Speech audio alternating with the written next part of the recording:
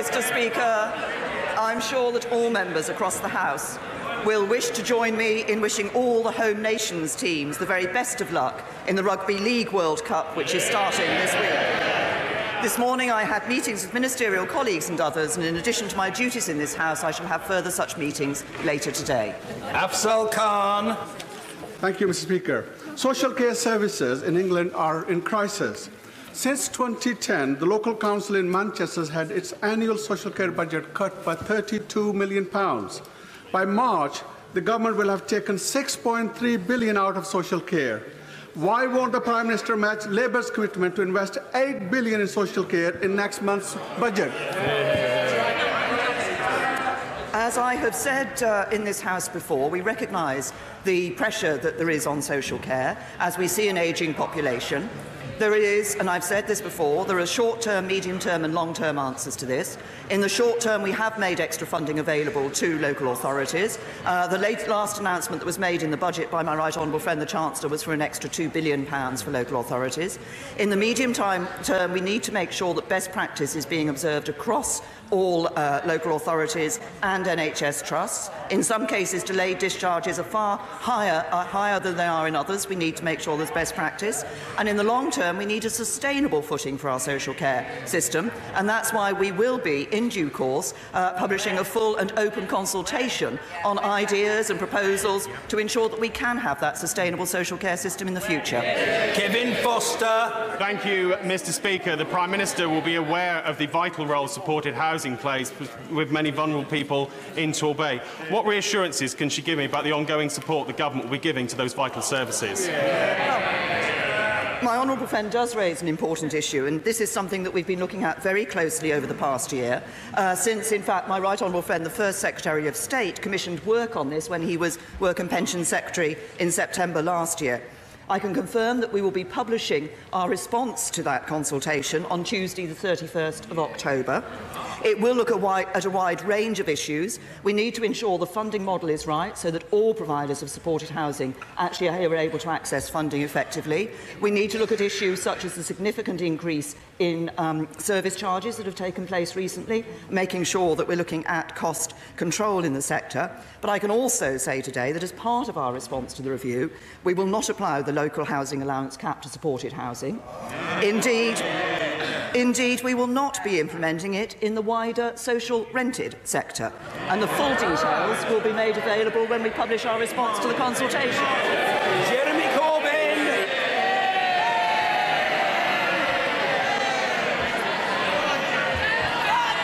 Mr. Speaker,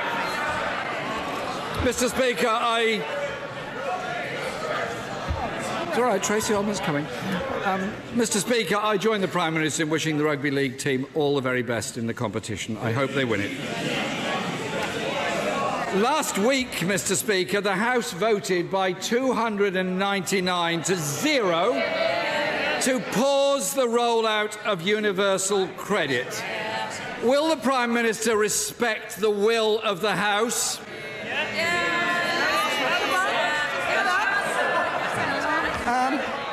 As I've said before, we acknowledge the fact that there are concerns people have raised with universal credit. That's why, as we've been rolling it out, we have been listening to those and changes have been made. But perhaps I could just update the House on where we are on the rollout of universal credit. Currently, of people claiming benefits, 8% are on universal credit. By January of next year, that will rise to 10%. The rollout is being conducted in 3 phases, and the intention is that it will be completed by 2022. So it's being done in a measured way, and I'm pleased to say that 4 out of 5 people are satisfied or very satisfied with the service that they are receiving.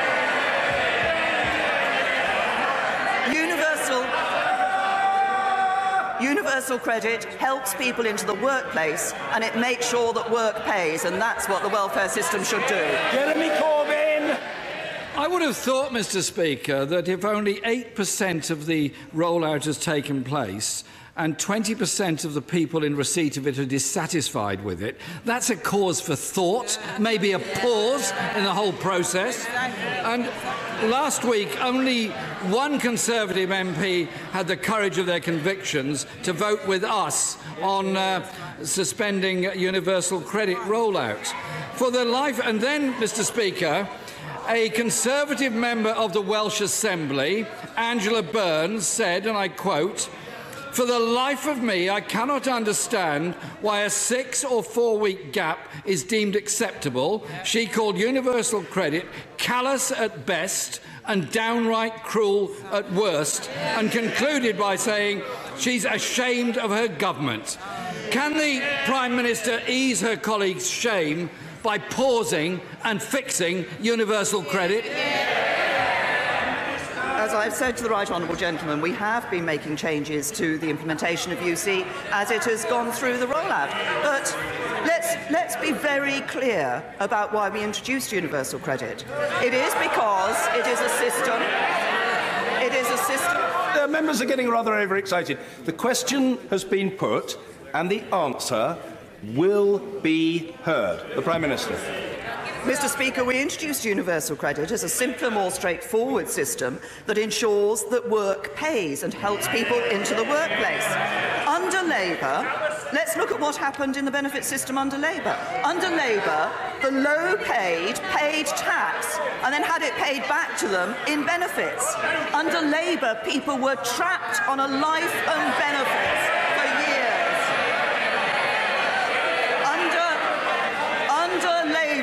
Under Labour, the number of workless households doubled, and Labour's benefit system cost households an extra £3,000 a year.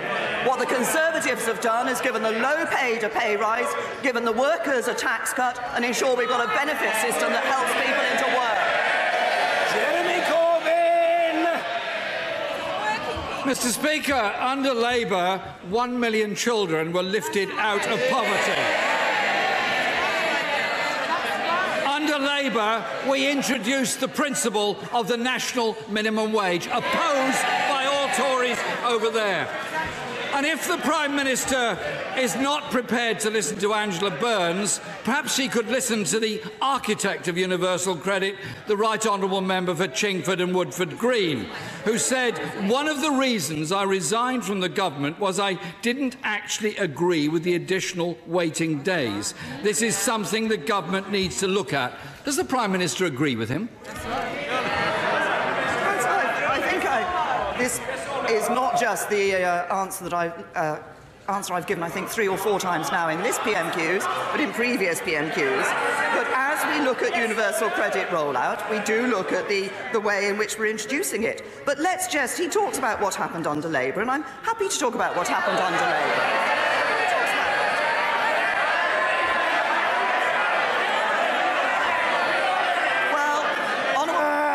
Far too much noise and finger-pointing on both sides of the chamber. The responses from the Prime Minister will be heard, as will the questions from the Leader of the Opposition and every other member, without fear or favour. The Prime Minister. Under the Labour Party, the Right Honourable Gentleman is talking about rolling out of new benefit system. Well, let's think about what happened when the Labour Party rushed to introduce tax credits.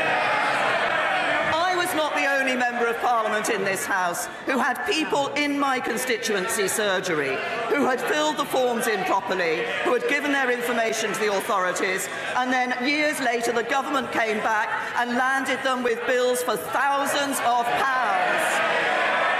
That's what's happened when you rush into a system rather than introducing it properly as we are. Mr. Speaker, I thought we passed the threshold last week when the Prime Minister was going to answer questions, but we're obviously haven't achieved that yet.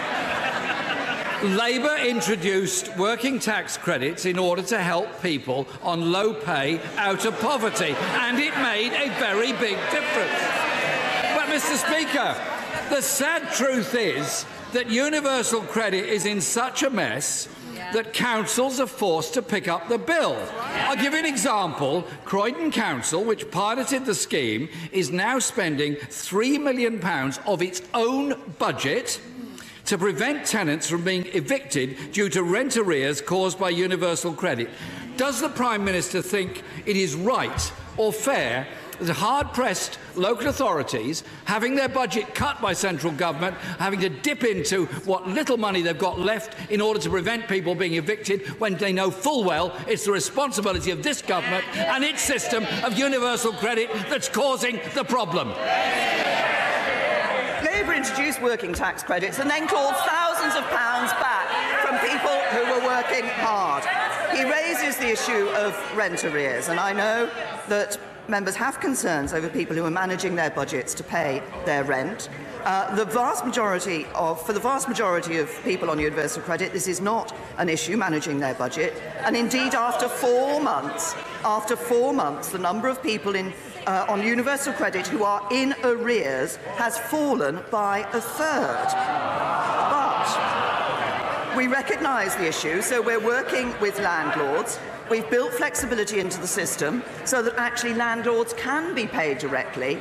And I want to be clear that nobody can be legally evicted from social housing due to short-term rent arrears. I think that's an important point for us to get across to people. But I come back to the essential point about universal credit. This is about a welfare system that helps people into work, that makes work pay, and that doesn't trap people in a life on benefits for years. Jeremy Corbyn! I note the Prime Minister couldn't say anything about people being evicted from the private rented sector because of universal credit problems. Mr. Speaker, the costs in the benefit system are being driven by low pay and high rents. In 2015, the then Chancellor, her former friend, promised a £9 an hour living wage. However, at the March budget, it was sneaked out the government's minimum wage would only reach £8.75. The welfare state was not created to subsidise low-paying employers and overcharging landlords.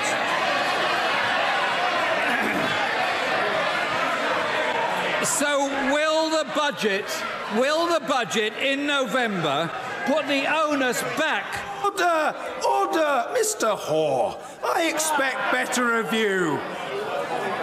You were much better behaved when you were at Oxford University. What's happened to you, man? Calm yourself. Jeremy Corbyn. Mr. Speaker, my question is this. Will the budget in November put the onus back onto employers to pay a decent wage so that workers can make ends meet? Of course we want to ensure that there are higher paid jobs in this country. That's precisely why we're investing in the economy for the future. It's precisely why we're investing in our infrastructure, investing in skills for young people, and it's why we're introducing a modern industrial strategy. But the Right Honourable Gentleman says that that the welfare system wasn't created to subsidise employers who are paying low wages. That's exactly what Labour's working tax credit system did. Jeremy Corbyn! Mr. Speaker, the government's own Social Mobility Commission reported that low pay was endemic in the United Kingdom. 1 in 4 workers permanently stuck in low-paid jobs. That's why Labour backs a real living wage of £10 per hour to make work pay. Mr. Speaker, this government doesn't really know whether it's coming or going. They say...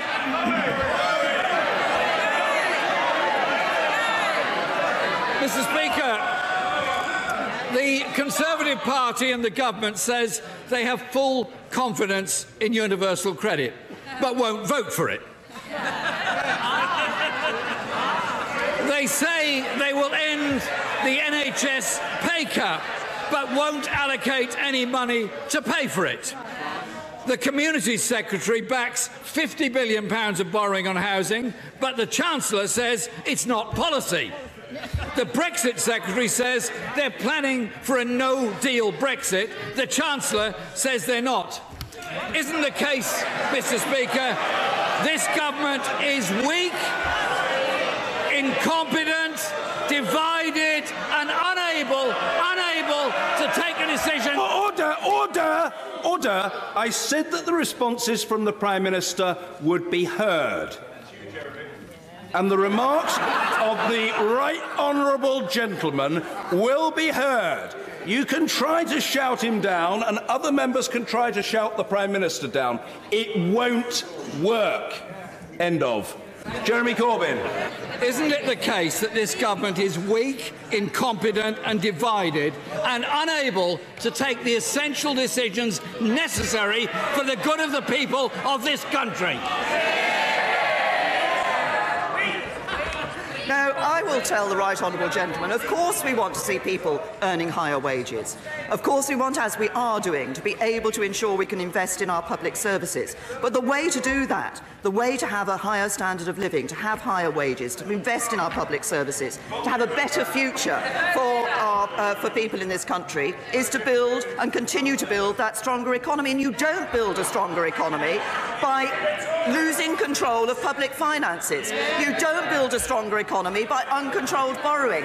You don't build a stronger economy by hitting people with the highest taxes in our peacetime history. You don't build a stronger economy by voting against progress in our Brexit negotiations. And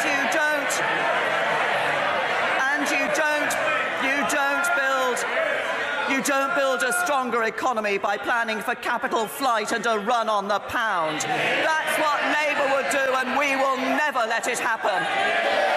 Mrs. Cheryl Murray. Thank you very much, Mr. Speaker. Cheryl Murray. Thank you very much, Mr. Speaker. Some people in Plymouth are campaigning by way of a petition to say that lifeboats must be launched immediately a fishing vessel is overdue. I believe this is irresponsible and puts our valiant lifeboat crews in peril if they don't know where they're going. We know this in Cornwall. Would the Prime Minister look at making safety grants available so that all fishing boats can have an AIS locator beacon on board? This would cost well under £4 million, even if every registered fishing vessel under 15 metres got a full grant for covering the whole cost. My late husband had one of these aboard his boat. Yeah. Can I thank my honourable friend for raising this issue, and as she has just said, I know this is an area where she tragically has personal experience, and I'd like to commend her for the work that she's done in this important area and for championing these causes. I think she's right. Launching a lifeboat whenever a fishing vessel is overdue may be the wrong decision. It could, as she says, be dangerous for the crew involved. That's why the Coast Guard do take time to gather valuable information before deciding how best to respond. On the issue that she's raised, actually there are a number of grants available from various safety schemes, and I'd encourage all those involved in fishing to make the most of those grants that are available. Ian Blackford. Thank you, Mr. Speaker. Does the Prime Minister agree with me that migration is key to delivering sustainable economic growth? What I think is absolutely key is to ensure that we have controlled migration in this country. That's what the people of this country want, and that's what this government is delivering. Ian Blackford. Mr. Speaker, an American couple, the Felbers, moved to Scotland and invested £400,000 to run an award-winning guest house in Inverness. They contribute to their community and the local economy, yet they will be deported because of a retrospective change by Home Office rules. Will the Prime Minister meet with me and their MP from Inverness to discuss this case and the systemic problems with UK migration? There aren't systemic problems with UK migration. My right honourable friend, the Home Secretary, is happy to meet with the honourable gentleman in order to discuss the specific case he has raised. What I think is absolutely right is that Home Office does work to ensure that the immigration rules are being properly applied and that action is being taken according to those rules. Now it is time to hear Mr. Simon Hoare.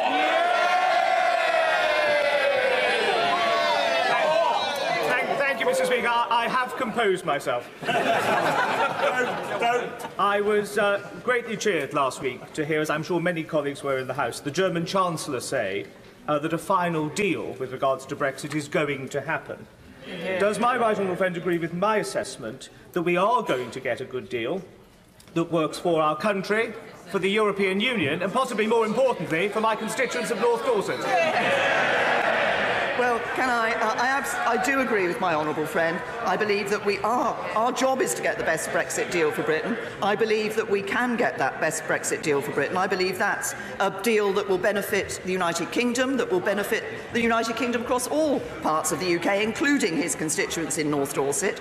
that we maximise the benefits from leaving the EU while ensuring that we maintain the greatest possible access to EU markets. That's what we're continuing to work on. That's what vision that I set out in my Florence speech, and the European Union, as we know, are now preparing their response to that. Joe Platt. The Prime Minister has previously stated her commitment to apprenticeships.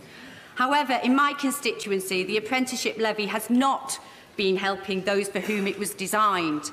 What steps will she take to ensure that apprenticeships help those from lower income backgrounds? Well, apprenticeships are important. We have already, in the government from 2010 to 2015, we saw 2 million more apprenticeships being created. We're committed to another further 1.9 million apprenticeships being created. This is important. I think the important point about apprenticeships is that this is an opportunity for young people not to feel that they just have to be encouraged to go down an academic route when that doesn't work for them. What is important when I meet apprentices is that they say this is, for many of them, the best thing that they have done, and we want to make sure it's available for all those who will benefit from it. Victoria Prentice. Mr. Speaker, Charwell tops the leaderboard for new housing. Can the Prime Minister assure me that the right roads, school places, post boxes, and of course especially healthcare provision will be in place to support both my new constituents and the ones I've got at the moment? Well, can I first of all congratulate my honourable friend and say that I'm very pleased that Cherwell District is doing what we want to do, what we recognise we need to do to build, to tackle our dysfunctional housing market, which is to build more homes. But she's right, infrastructure is also an important part of that. That's why we've committed to £15 billion for our road investment strategy.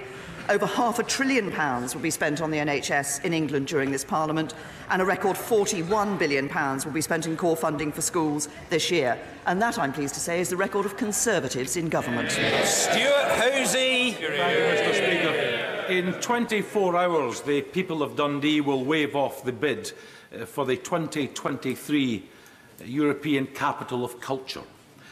A fantastic bid which will generate some 1,500 jobs and add 5% to local GDP. So can I ask the Prime Minister, notwithstanding her current difficulties with Europe, to back this bid, given it comes from the most innovative and forward-looking city in the whole of the UK? Swansea.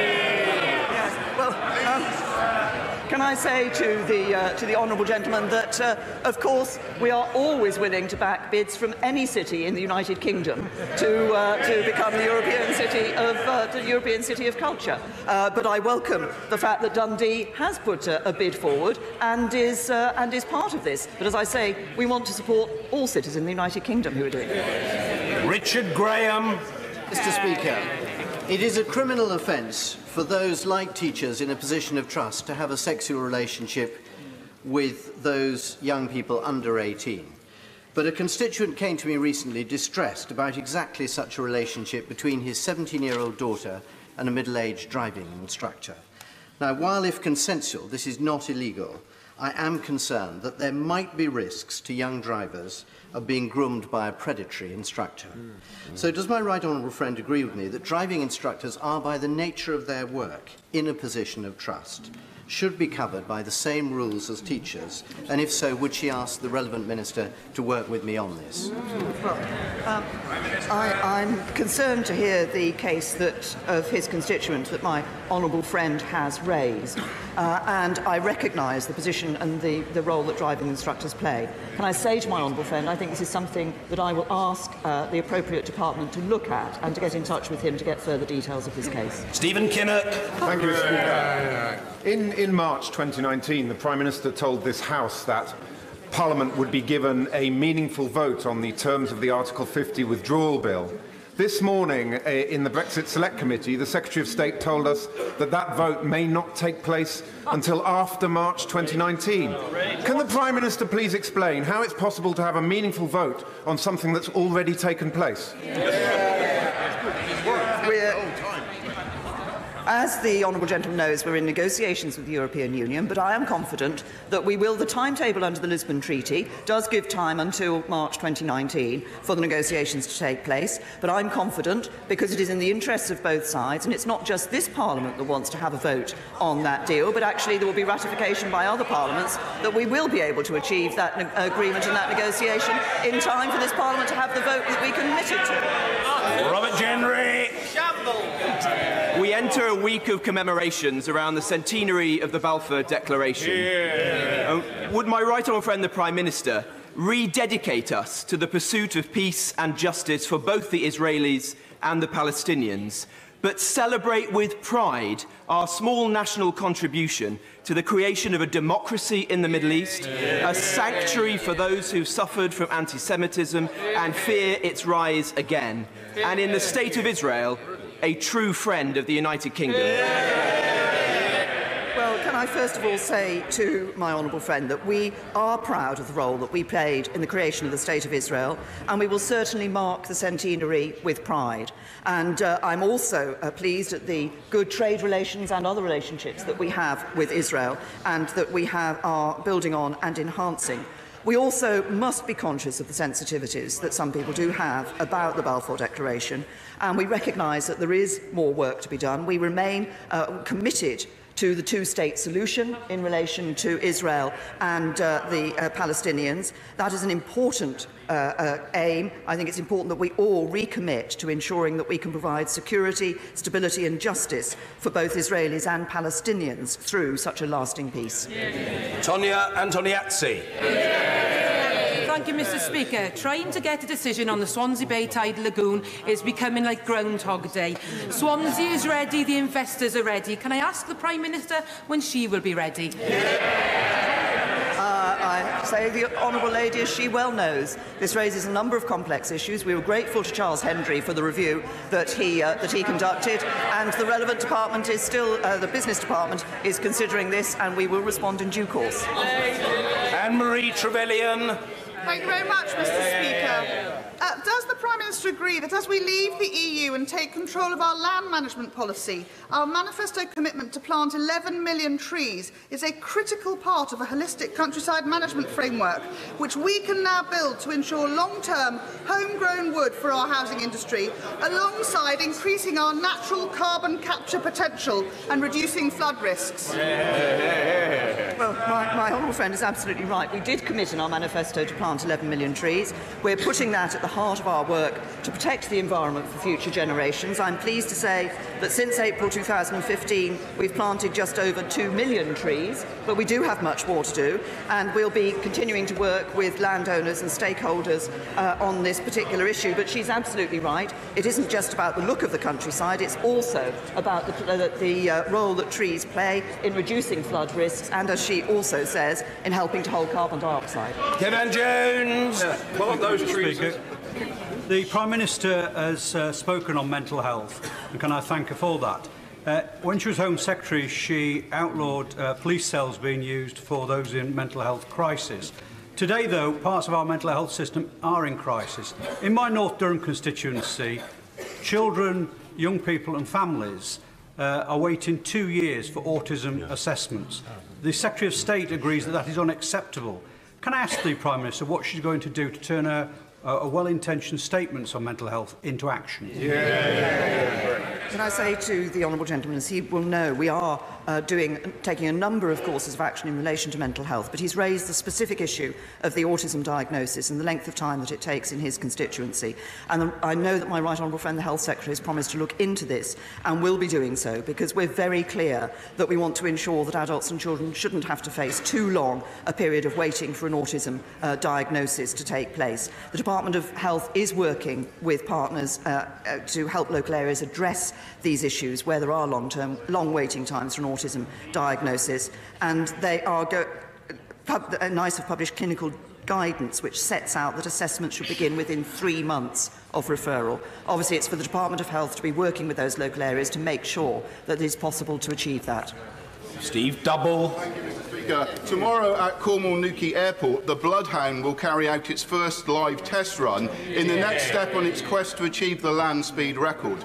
Would the Prime Minister join me in wishing the whole Bloodhound team, and especially the driver Andy Green, a successful test run? And does she agree with me that projects like this show that the UK continues to lead the world in its innovation in science and engineering? I say to my honourable friend, I am very happy to join him in wishing the Bloodhound team well. Indeed, I have met some of the members of the team in the past, but I also agree with the other point that he makes, that this continues to show what a world leader in science and innovation the United Kingdom is. We have some of the world's best universities. 4 of our universities are in the world's top 10, and we have more Nobel Prize winners than any country outside of the United States. This is a record of which our country can be proud, and I'm sure we will all be proud of the Bloodhound team and its achievements. Thelma Walker. Thank you, Mr. Speaker. Does the Prime Minister agree with me that as a result of the potential downgrading of Huddersfield Royal Infirmary, 479 professionals lost, over 300 hospital beds cut and a 90-minute journey to the nearest A&E are not in the best interests of my constituents? And will she meet with me to discuss the detrimental impact this will have on Combe Valley and the surrounding area? The principle that we want to base all these decisions on is that service changes should be based on clear evidence, and they should be led by local clinicians who best understand what the local healthcare needs are. I understand that Calderdale and Kirklees councils have referred the proposed changes to my right honourable friend, the Health Secretary, and I know he'll be considering those issues very carefully and will be coming to a decision in due course. Nicky Morgan. Thank you, Mr. Speaker. Next year sees the centenary of the first woman Member of Parliament. Will my right honourable friend tell us what leadership and encouragement to the women and girls in his constituency to take part in public life the member for Sheffield Hallam has shown in his remarks?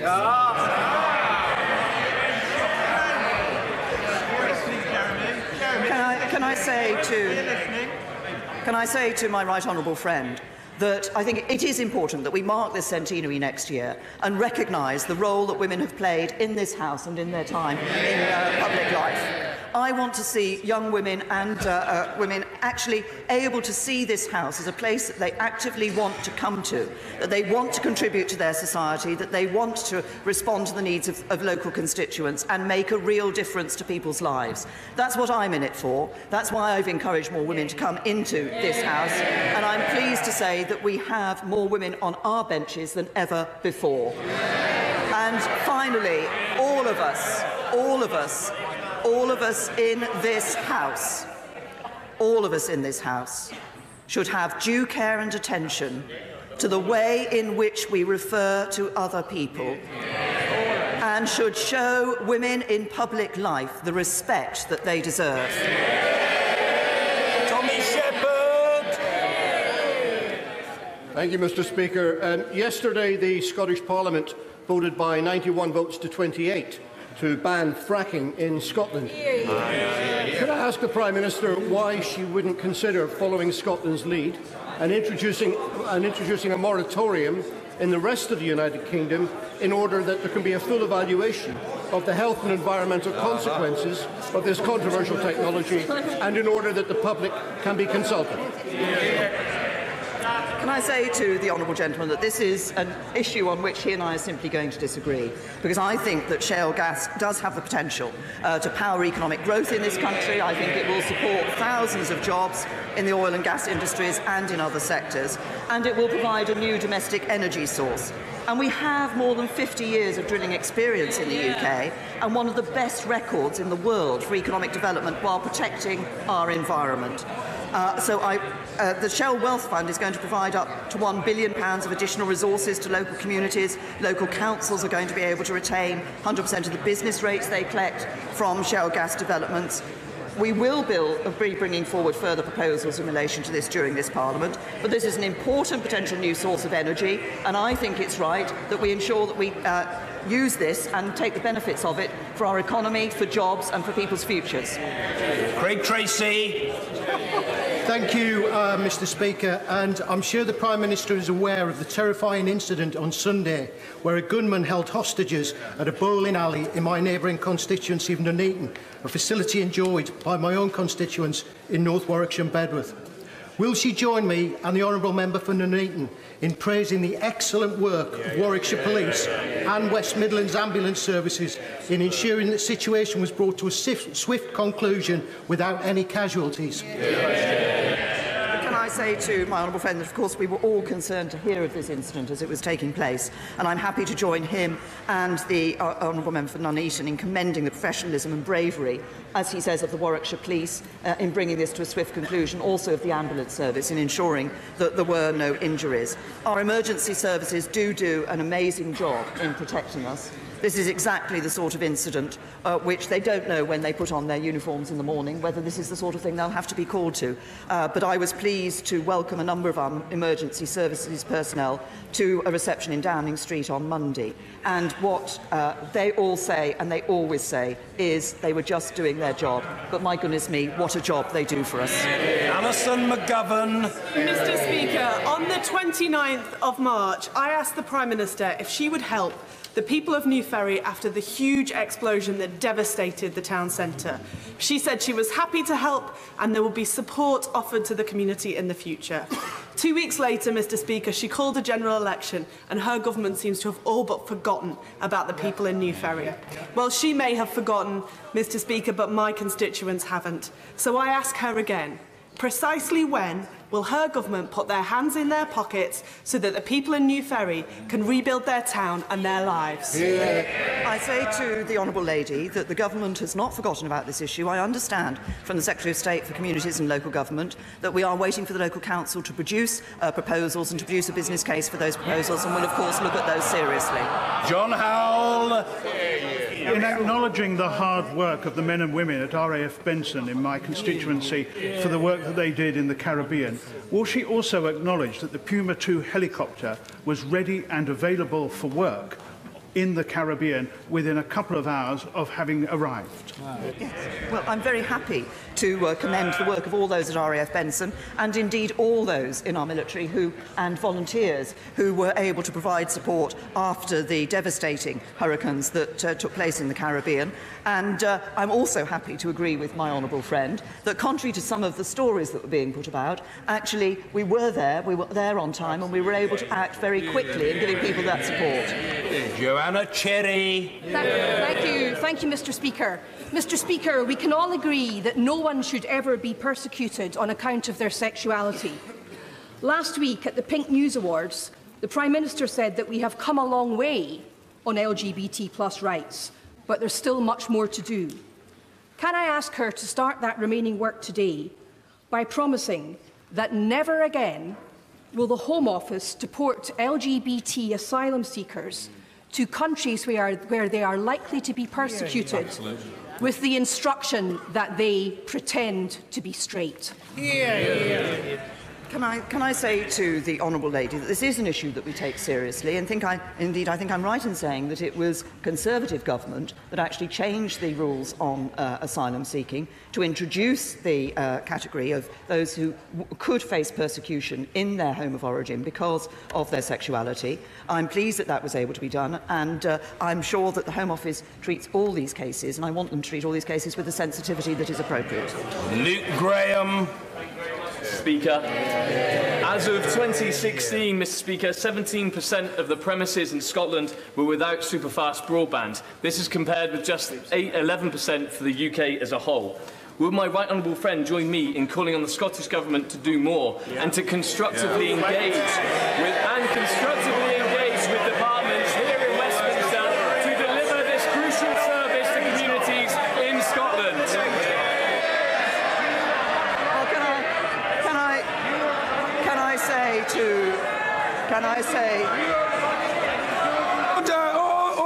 All sorts of very curious hand and finger gestures are being deployed, each trying to do the other in terms of eccentricity and possibly of prowess. But I'm interested in hearing the Prime Minister's reply. The Prime Minister. Mr. Speaker, can I say to my honourable friend that I think we all recognise the importance of broadband and fast broadband being available to people in our constituencies. But he's absolutely right. The members of the Scottish Nationalist Party come down here to Westminster. They spend a lot of time. They spend a lot of time talking about powers for the Scottish Government. Actually, it's time the Scottish Government got on with using its powers for the benefit of the people in Scotland. Mr. Mark Hendry. Mr. Speaker, in the past fortnight we've heard the announcement of the loss of many hundreds of jobs in Lancashire at BAE Systems sites at Walton and Samlesbury, which has come as a hammer blow to workers and their families. Today I wish to raise the proposed closure of the Alstom factory on Strand Road in Preston, which will mean the loss of another 180 jobs. We keep hearing the hype about the so-called Northern Powerhouse, so why are aerospace and train manufacturers in the north shedding jobs by hundreds? The honourable gentleman, I recognise that this is a worrying time for the workers involved, and obviously we will ensure through the Department of Work and Pensions that they have the support they need to look for new jobs, and that does include the Rapid Response Service, which obviously gives very particular support to people in these areas. But in relation to the decision, for example, by BAE Systems, I can assure the House that we will continue to promote our world-leading defence industry. I hope all Labour members will continue to promote our world-leading defence industry.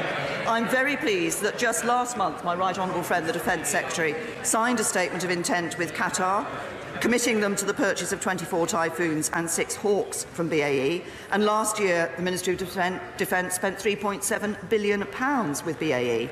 And they're working with them to maximise export opportunities for Typhoons and Hawks in the future to ensure that we can retain jobs here in the United Kingdom. Bob Blackman. Thank you, Mr. Speaker. When it comes to tackling homelessness, prevention is better than cure. So I'm delighted that the government has backed my Homelessness Reduction Act. But one of the obstacles that people that choose to rent face is putting together the deposit and helping with the rent. Will my right honourable friend look at a scheme that would provide 32,000 people a year the opportunity to rent for an investment of £3.1 million a year? But not only that, Mr. Speaker, it would save the public purse up to £1.8 billion over a 3-year period. Well, I thank my honourable friend for the issue. He has long campaigned on this issue of homelessness and preventing homelessness, and I'm pleased that we were able to support his Homelessness Reduction Act, and I think that will be an important contribution in this particular area. I understand on the specific issue that he has raised, he has made a representation, a pre-budget representation to the Chancellor of the Exchequer, who I'm sure will be looking at that representation very carefully. On the more general issue of helping people to buy and helping them with deposits, of course, I'm pleased that we have been able to announce an extra £10 billion into our Help to Buy scheme, which does make a real difference to people to enable them to get into homes. Finally, Mr. Nigel Dodds. Speaker. The workforce, the unions and the management at Bombardier and Belfast deserve enormous credit for the way in which they have responded to the threats coming from the United States and Boeing in particular, which is a threat to their jobs and livelihoods. Can the Prime Minister give us an assurance that she will continue building on the good work that's already happened through herself and the Secretary of State for Business and also the Northern Ireland Secretary, that she'll continue to work with us, the unions and management, to ensure the threat of tariffs is removed, that the C-Series is a success story and that thousands of jobs in Belfast are protected and across the United Kingdom as well? Well, I'm very happy to give that commitment. We will certainly, a lot of work has been done in relation to this issue by myself, by the Business Secretary, by the Chancellor of the Exchequer and other ministers with their opposite numbers in America and in Canada.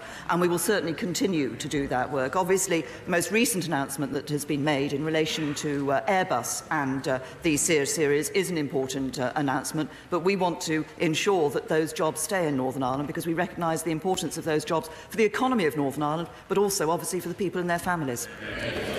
Order.